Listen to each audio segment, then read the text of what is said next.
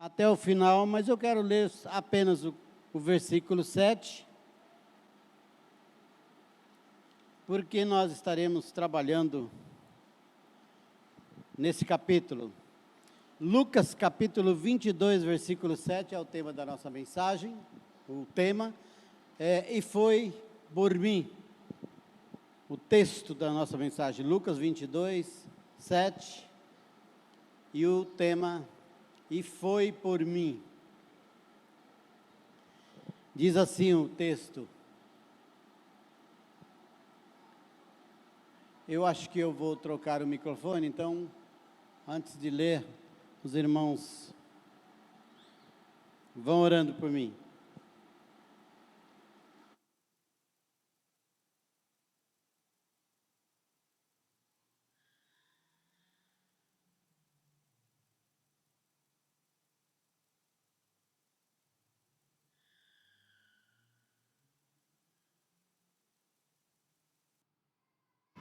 Lucas capítulo 22, versículo 7 diz assim: Chegou, porém, o dia dos ázimos, em que importava sacrificar a Páscoa. Vamos orar a Deus mais uma vez. Querido Deus, nosso Pai, nada somos perante Ti.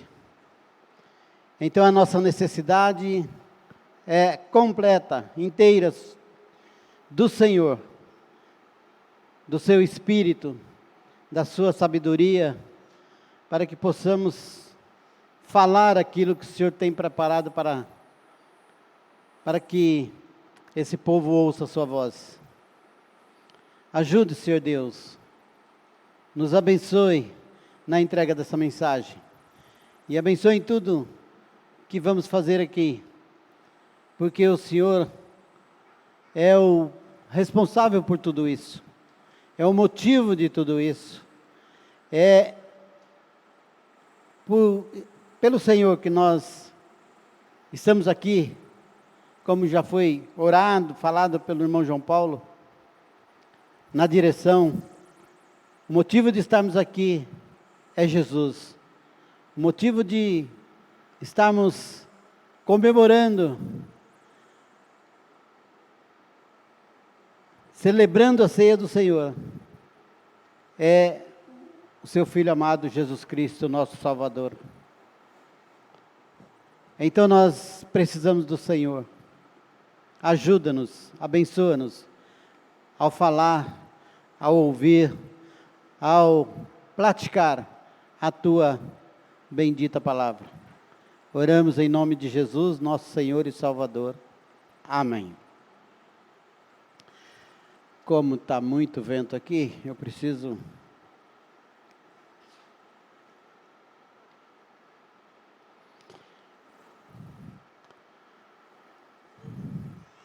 Chegando o dia de festa do pão sem fermento, dia em que se deveria sacrificar o cordeiro pascal.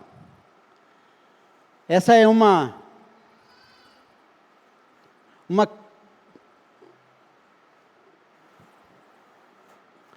festa compreendida aos que creem em Deus, aos que entendem a obra do Senhor, ao que crê na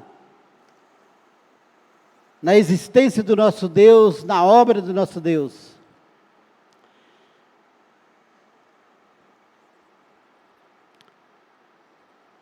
Uma festa para se lembrar de libertação. Uma festa de exaltar o grande amor de Deus. Uma festa de exaltar o grande poder de Deus. Deus ouviu o clamor do seu povo no Egito e decidiu libertá-lo. Essa libertação envolve o cordeiro sem mancha, sem defeito algum, para ser sacrificado. O sangue do cordeiro aspergido na viga da porta, Êxodo capítulo 12, versículo 7, sua carne comida com pressa de deixar o Egito, Êxodo capítulo 12, versículo 11. Tudo nos ensina, tudo traz uma lição preciosa para nós. Hoje nós podemos falar do Cordeiro. Hoje nós podemos falar do sangue aspergido. Hoje nós podemos falar da pressa de sair do pecado, de sair do lugar que não nos agrada, de sair do lugar que não agrada a Deus. A Bíblia diz, este dia será um dia de memória, um dia de memorial, Êxodo capítulo 12, versículo 14. E essa ceia que Jesus manda os discípulos prepararem, é por esse motivo dessa festa. Nesse dia de festa, Jesus então manda os discípulos prepararem a sua festa. E nós destacamos 3 perguntas para a nossa reflexão nesta noite, que envolve essa festa do pão sem fermento, que envolve essa festa de libertação, que envolve essa festa onde nós podemos reconhecer o Cordeiro de Deus que tira o pecado do mundo. Em primeiro lugar, a pergunta é: onde queres que a preparemos? Onde queres que a preparemos? É uma pergunta que os discípulos fazem ao Senhor Jesus. Onde queres que a preparemos? Essa pergunta mostra uma submissão à vontade de Deus. Submisso à vontade de Deus. E é uma das coisas especiais que uma das lições especiais que nós devemos aprender. Questão de submissão. Eu não preciso falar que Cristo é o centro da minha vida. As minhas ações, as renúncias dos meus planos, para obedecer a Deus, devem falar por mim. A minha obediência, a minha submissão à vontade de Deus, o desejo de fazer o que Deus quer, o desejo de agradar o Senhor, esse desejo, essa ação minha, deve falar por mim. Eu não preciso provar para ninguém que eu amo, que eu obedeço a Deus. Eu preciso agir dessa maneira. Pedro e João não saíram para escolher o melhor lugar para a ceia. Eles não tinham o melhor lugar para a ceia. Eles não conheciam o melhor lugar para realizar a ceia. Mas obedecer a Deus era o seu propósito. Obedecer ao Senhor Jesus era tudo que eles queriam fazer. Quantas vezes queremos escolher sobre aquilo que Deus já tem plano para nós? Todas as vezes que Deus já tem o seu plano completo, realizado, e nós, ao invés de falar com Deus, ao invés de buscar aquilo que Deus tem feito, os seus planos para a nossa vida, nós então queremos passar na frente, como diz o ditado, o carro na frente dos bois, e buscar pelas nossas forças, pelos nossos conhecimentos, por aquilo que eu acho certo, e eu esqueço o que realmente Deus já tem preparado para nossas vidas. E isso acontece conosco. Isso acontece muitas vezes quando eu deixo passar desapercebido que eu tenho um Deus que conhece todas as coisas, que já tem plano para todas as coisas. E eu preciso então me adequar nesse plano. Eu preciso realmente colocar toda a minha vida, aquilo que pertence a mim na direção do Senhor para andar nos seus caminhos santos. Jesus é aquele que já sabia todas as coisas e Ele que deu a ordem. Jesus já sabia do homem carregando um jarro de água. Jesus, quando enviou eles para ir encontrar, ele já sabia desse homem que estava com um jarro de água. No versículo 10 de Lucas capítulo 22, diz: e ele lhes disse: eis que quando entrardes na cidade, encontrareis um homem levando um cântaro de água. Jesus já havia visto, já sabia exatamente que esse homem estava carregando um cântaro de água. Então, quando Jesus dá a ordem, ele não dá uma ordem vazia. Ele não fala para aqueles homens ir à busca de algum lugar. Ele fala: vai num lugar para encontrar com um homem que está carregando um cântaro de água. E seguiu até a casa em que ele entrar. É interessante, quando nós começamos a compreender todos os detalhes da palavra de Deus, nós vemos esse Jesus, já sabendo desse homem com cântaro, nós vemos esse Jesus dando uma ordem para eles, os discípulos, seguirem aquele homem, que ele iria até a casa onde tinha um quarto preparado.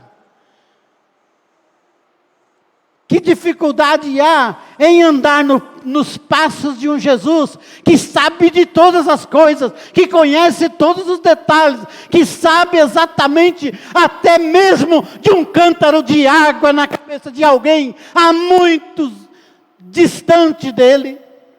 Ele sabe dos detalhes, ele sabe de todas as coisas. Aquele homem carregava um cântaro de água e ia em direção àquela casa, e Jesus falou: vocês vão encontrar um homem carregando um cântaro de água. Seguiu, porque ele irá até a sua casa, e vocês vão acompanhá-lo até onde ele for.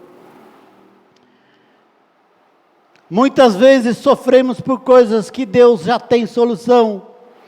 Só crer e descansar, como diz o Salmo 37:5, entrega o seu caminho ao Senhor, confia nele e ele tudo fará. Mas cadê a fé? Cadê a paciência? Cadê aquilo que nós chamamos de eu confio completamente em Deus, para esperar, para entregar e esperar e descansar no Senhor?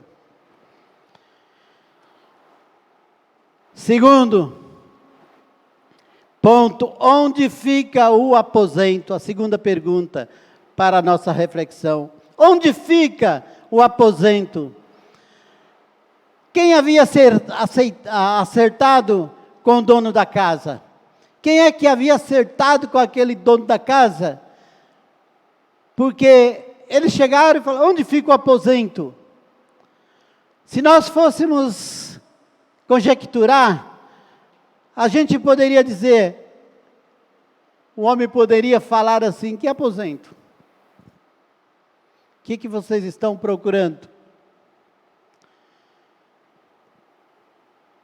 O plano divino não é uma obra ou uma história que Deus está escrevendo.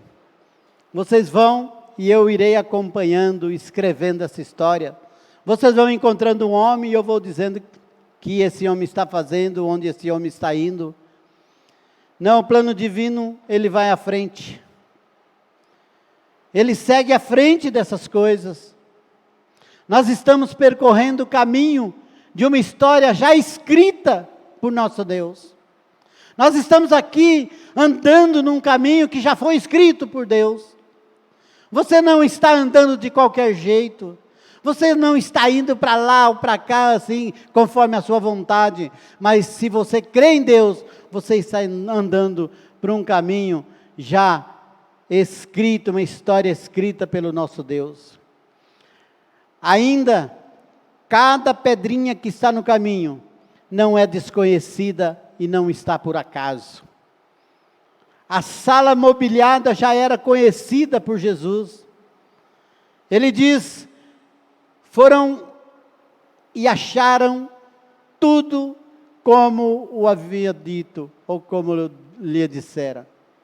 Os discípulos foram e acharam essa casa, acharam o quarto tudo preparado, o lugar preparado, a sala preparada, tudo como o Senhor lhe dissera. Irmão, às vezes nós olhamos para os céus, nós contemplamos nosso Deus, nós falamos de fé, nós falamos da Bíblia, nós lemos, mas meditar na Bíblia e ver esses detalhes, isso não nos faz crescer, isso não nos faz olhar para um Deus que cada passo meu está escrito na história dele. Cada pedra no caminho que eu encontro não são desconhecidas do nosso Deus. Deus já as conhece muito bem. Elas não estão no nosso caminho por acaso. Deus sabe de todas as coisas. Tudo foi encontrado ali como o Senhor lhe havia dito. A sala preparada para grandes revelações. Aquela foi uma sala preparada, que Jesus já havia trazido seus discípulos, preparando seus discípulos para um momento especial com Ele. E planejado tudo, chegou o dia da festa, o dia da ceia. E aquela sala então, preparada, a última ceia antes do sofrimento de Jesus. Era para celebrar a última ceia antes do sofrimento de Jesus.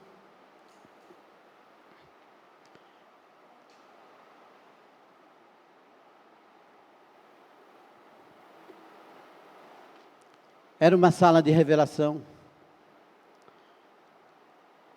Revela a carne e o sangue do Cordeiro que tira o pecado do mundo. Lucas 22, de 17 a 20 diz: E tomando o cálice e havendo dado graças, disse: Tomai e reparti-o entre vós, porque vos digo que já não bebereis do fruto da vide até que venha o reino de Deus. E tomando o pão e havendo dado graças, partiu e deu-lhes, dizendo: Isto é o meu corpo, que por vós é dado, fazei isso em memória de mim. E semelhantemente tomou o cálice depois da ceia, dizendo: Este cálice é o novo testamento no meu sangue, que é derramado por vós.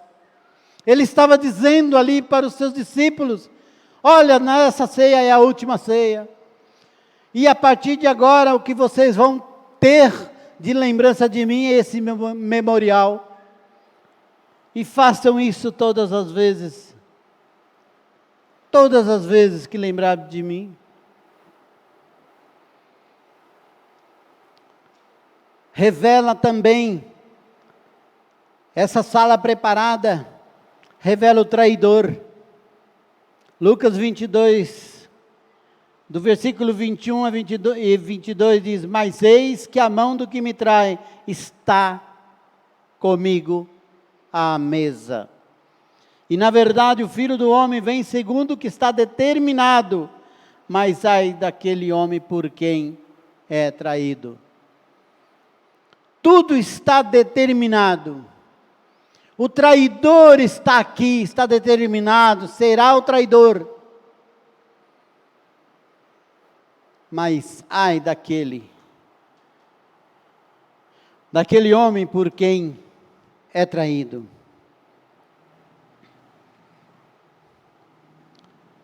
Revela ainda, no versículo 22, a morte determinada para cumprir o plano redentivo de Deus. O plano de redenção, o plano que, como foi lido aqui no início, Filipenses capítulo 2, sendo o próprio Deus, não teve por usurpação ser igual a Deus, mas aniquilou-se a si mesmo, tomando forma de homem, e na forma de homem sofreu a morte de cruz. Toda essa revelação que Jesus Cristo veio em carne, João 1,14, que diz que Ele veio e se fez carne e habitou entre nós, toda essa revelação ali, e agora esse plano redentivo de ir até a cruz, Ele estava dizendo, olha, começou a consumação desse plano.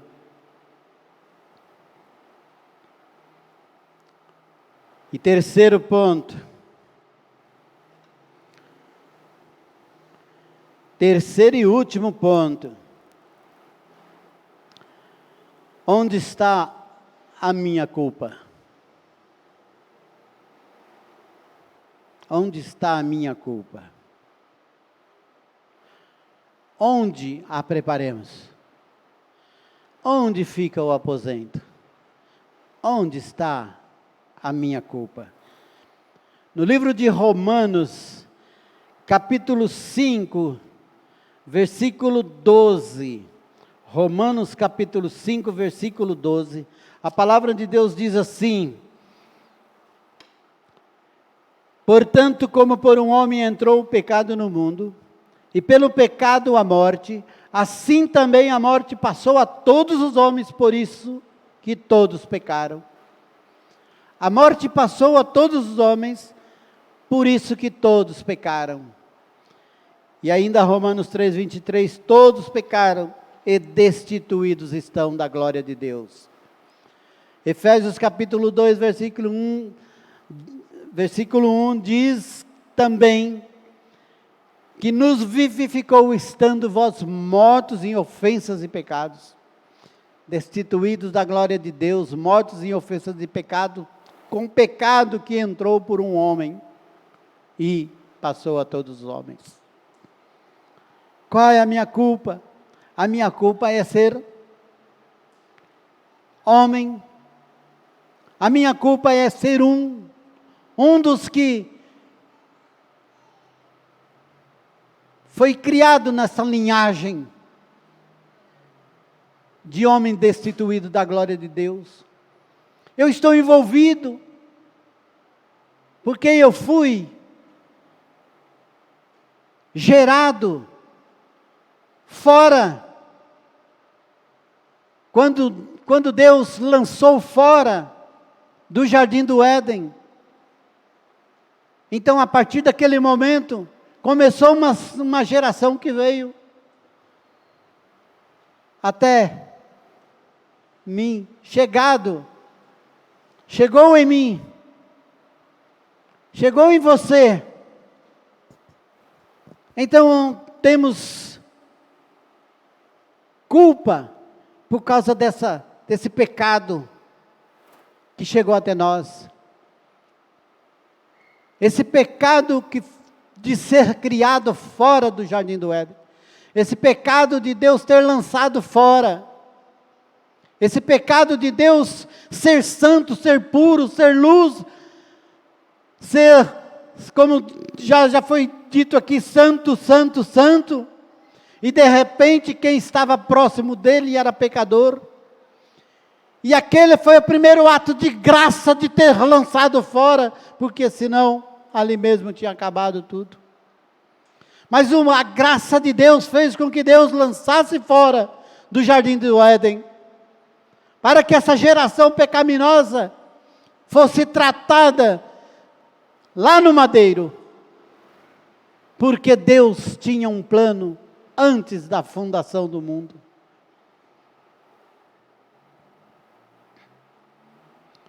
Onde está a culpa? Verdadeiramente sou eu o motivo. O motivo dele ser traído, sim, foi eu. Foi eu o motivo de Jesus ter sido traído.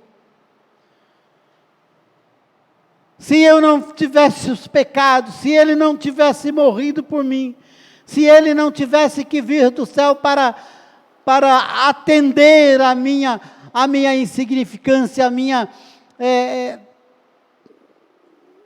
falta de santidade. O motivo foi eu. O motivo dele ter sido preso, sim, o motivo foi eu. o motivo dele ter sido crucificado, o motivo dele ter sido morto, o motivo dele ter sido sepultado. Sim, foi eu. Foi por mim que ele foi morto, foi por mim que ele foi sepultado. O hino 87 do nosso cantor cristão diz assim: ó, como foi que meu Jesus assim sofreu na triste cruz, não só na cruz, mas no jardim, agonizou e foi por mim. E foi por mim, e foi por mim. Agonizou e foi por mim. Sim, foi por mim. Foi na cruz que Jesus se agonizou. Foi na cruz, Jesus foi morto, sepultado, e foi por mim. Romanos capítulo 5, versículo 8 diz: Deus prova o seu amor para conosco, em que Cristo morreu por nós, sendo nós ainda pecadores. Cristo morreu, foi por mim, foi eu, um dos pecadores. Ele morreu por mim. Para concluir, hoje é tempo de louvar a Deus, de reconhecer que Ele é Deus, que Ele está vivo, de reconhecer que Ele merece toda a adoração, e nós devemos adorá-lo pelo que Ele é, adorar e adorar. Reconhecer que a grande obra realizada na cruz do Calvário foi por mim. Entender que o momento crucial, o momento em que Ele diz: Pai, está consumado, e entregou o seu Espírito, Ele fez isso por mim. Foi por mim.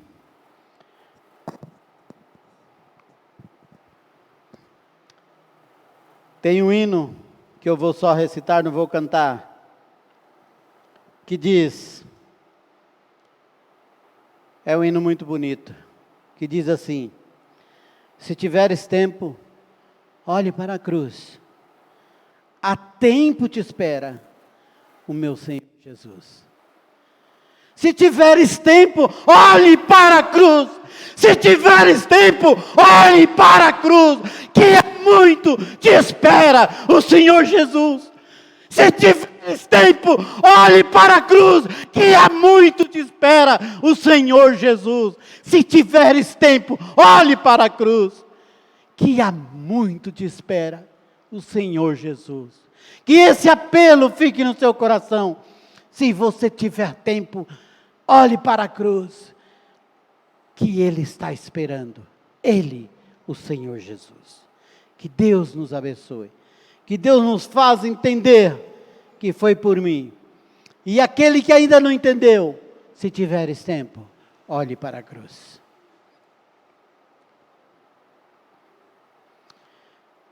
Querido Deus, nosso Pai,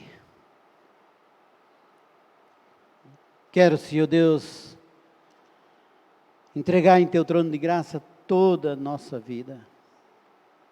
Pedir ao Senhor a Sua infinita misericórdia, a Sua infinita graça, porque, como diz a Tua palavra, sem Ti, nada somos, nada podemos fazer. Sem Jesus, não podemos viver. Pai querido, o Senhor conhece cada coração aqui, e nós clamamos ao Senhor, que pela Tua graça, ainda, Senhor Deus,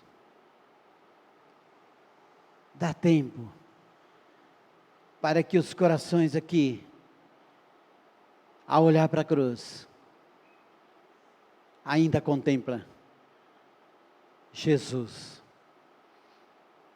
Ainda tenham tempo de contemplar Jesus. Ainda tenham tempo de se render a Jesus. Ainda tenham tempo de reconhecer que Ele é Salvador e Senhor. Ainda tenham tempo. Ajude-nos, Senhor Deus, a viver nesse tempo, anunciando o Senhor Jesus. para a glória do Senhor. Nós oramos. Amém.